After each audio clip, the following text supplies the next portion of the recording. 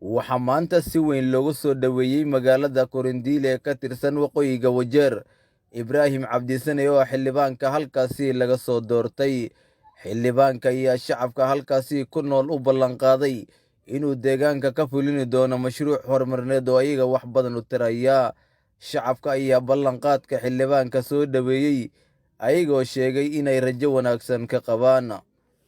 Ibraahim wax loo sheegaa maaha dawladda waxa lala qabto oo wadajir bay wax ku qabsamayeen haddii la gudgudayo arrimahaas waxay noqonaysaa way xumaanaysaa laakiin Ibraahim wax loo sheegaa maaha wajeernood ilwaaqla iyo waalamaga bas weey hadda maanta haddaad usugu ahayn gaajo baa loo biilahay bariiska baas keenay satimir baas keenay waasna maqnay xujo badanna way haysay MB as noqday haddaan koow ma aha birtaas dheer network asagaa keenay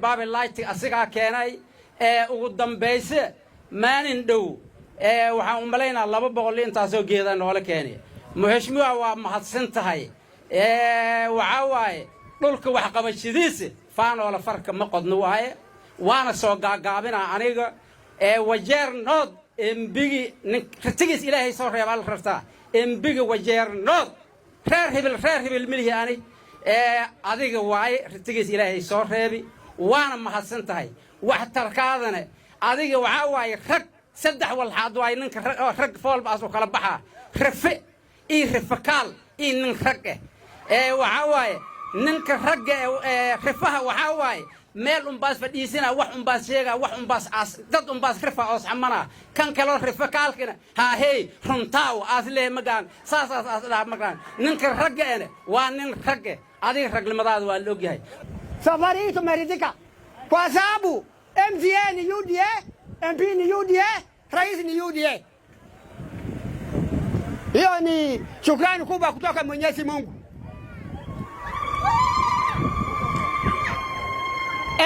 Kidogo siasa duni ambayo tulipitia kila mtu, hiyo kinonda imepona.